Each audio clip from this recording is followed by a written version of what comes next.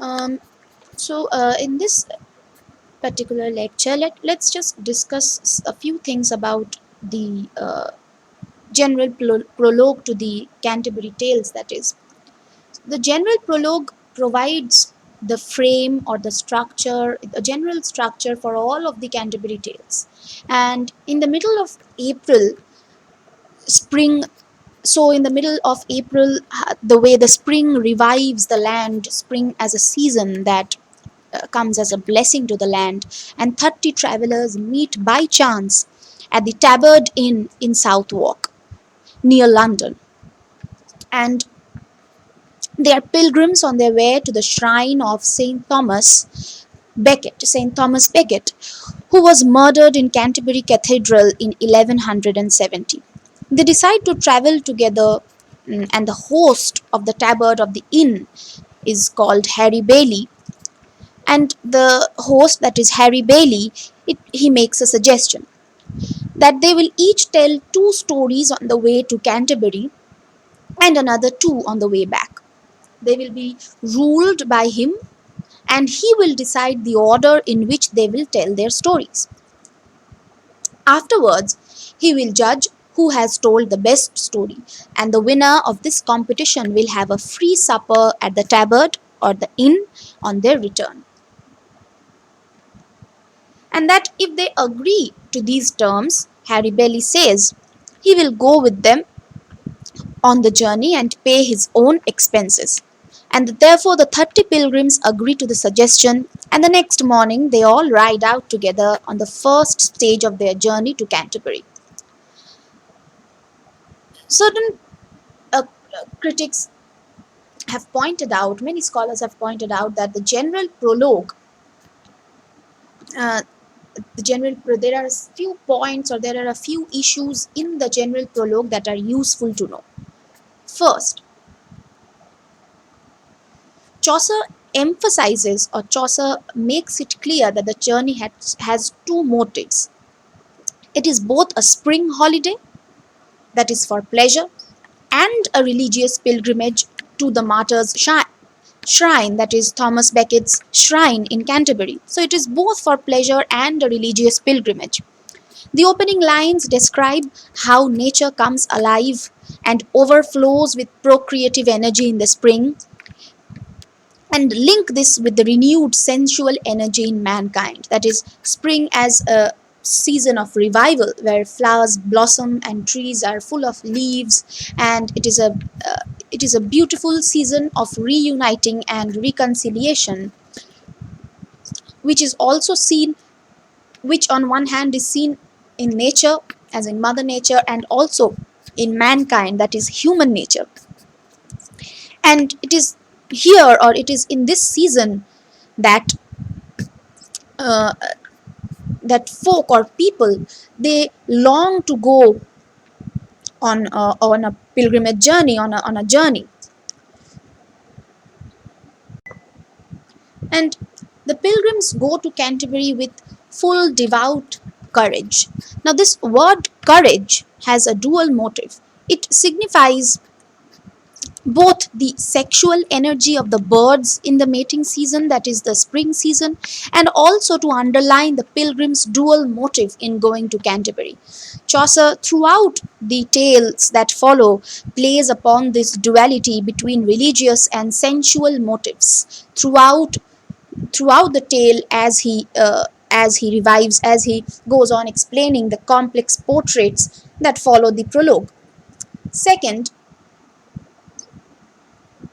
the pilgrims themselves form a very provocative cross section or intermediate grounds of the society, and are placed in an original situation. There are the we have the knight and his son, the squire, from the gentry, from the class of the gentry. Their servant is a yeoman. The church is represented by the prioress. There is a prioress's tale, and she represents the church, who travels with another nun and three priests. There is the monk, the friar, the parson, and two non-clerical church employees engaged in corrupt church business. the summoner who works for an ecclesiastical court, and the pardoner who sells indulgences. And you must remember that selling of the indulgences was one of the primary points against which Martin Luther King will be writing his 99 thesis upon, that is the corruption of the church. Indulgences means that the ability for a commoner or of the public or people to have the ability to confess to a priest so that his sins are purged and he may receive the favor of paradise or of heaven. And the selling of this service, and if the priest starts selling this confession, or if they take money from the rich people and they agree to listen to their confession, it means that only those who can afford such a confession will be able to go to paradise. This leaves out a large section of the society who cannot afford the priest's charges, and therefore technically and consequently as a result they will not receive paradise or heaven. There are two town guildsmen, that is workers, with their cook and a representative sample of various trades and professions, ranging from the ploughman, who is which was considered to be a very low profession. There is the miller, the reeve, the manciple, the sergeant at law, the physician, the shipman, etc., etc. And there is also Chaucer himself as a part of that group of pilgrims. And this group contains representatives from all the major branches of society, both secular and clerical, genteel and common, rural and urban. Once they accept the host Harry Bailey's offer, however, Chaucer's most original achievement becomes apparent, that the 30 pilgrims form a varied but almost classless society with a similar objective in mind, that is, to be going to the pilgrimage, and as they share their stories. Feudal and economic distinctions disappear as they all bow to the authority of Harry Bailey, the common man. Chaucer's artificial society of equals is a very modern group in the sense already explained, that the host is typical of a new urban class, that represents the rise of the middle class, a man of little education and no birth, that is no hereditary advantages, but with good business sense, sound common sense, and some social position. The real Harry Bailey, the real Harry Bailey upon which the character is based, served in several local offices and sat in parliaments. The pilgrims then are under the authority of a modern man. However, it is always useful to keep in mind that the extraordinary audience the wife of Bath spoke to was a representative cross section of 14th century society that she handles with the skill of a great comic. So, the story that the wife of Bath tells could have been repulsive to many classes of the society, could have been accepted by many classes of the society. But here in this artificial situation where all of the 30 pilgrims under the authority of a common man are going for a common purpose of the pilgrimage to Canterbury, that is to get blessing of the martyr uh, St. Thomas Becket. And the wife of Bath handles the story very skillfully and puts it in a comical fashion so that she does not fall into the clutches, or she does not fall victim to the abuses of a higher class of society which may or may not agree to the story that she tells. The wife's portrait is one of the most controversial in the General Prologue, containing a number of hints that are resolved or expanded later when she speaks for herself. Chaucer says that she was somewhat deaf. A reference, somewhat deaf she was, Chaucer says. Now, this refers to the incident she recounts in her prologue when her fifth husband hit her on the ear and she becomes deaf. Her travels to the shrines of Europe are also mentioned. She has been to Jerusalem 3 times, to Rome and to Boulogne, Compostela and Cologne. They are all mentioned in the prologue as well. When she later tells the story of her life, She hints that most of these journeys took place during her fourth and least satisfactory marriage. Finally, her her promiscuity that is she has married so many times, it puts her in a social intermediate class, as this was not the acceptable norm that a woman marries several times and rises up the social ladder. So she had five husbands, and Chaucer said that without any other company in her youth, however, she did not need them to speak as she would narrate her tale. She did not need the authentication or the authority of a husband to bring her story to the front. Chaucer's shy self consciousness here sets the scene for comic use of ambiguity to hint at the wife's sexual adventures. A tone of innuendo, sexual innuendo, speaking indirectly about a thing or about a subject that is not regarded respectable in a society. That is innuendo, using of innuendos. She uses outrageously in her prologue, which you will easily be able to point out if you read it. Chaucer remarks with apparent innocence that she was a worthy woman all her life, allowing worthy to change its meaning as he explains that she has survived a lot of men. His comment on her travels is that she could much of wandering by the way, with the implication that she did not keep to the path of righteousness. She would wander by the way, that is astray, or away from the way that is the prescribed way of living in the society or in the medieval society. She travels astray from the way, she travels by the way or aside of the way. That is, she did not keep to the path of righteousness, but played among the sinful byways during her travels. This is reinforced by the explicit reference to her lechery, by the explicit description, but when he says that she was gap tooth, or she had gaps in her between the teeth in her mouth, which symbolized, or which stood as a symbol for lecherousness, for lechery. Finally, she was an expert in remedies of love. The phrase, this remedies of love, this phrase means cures for love.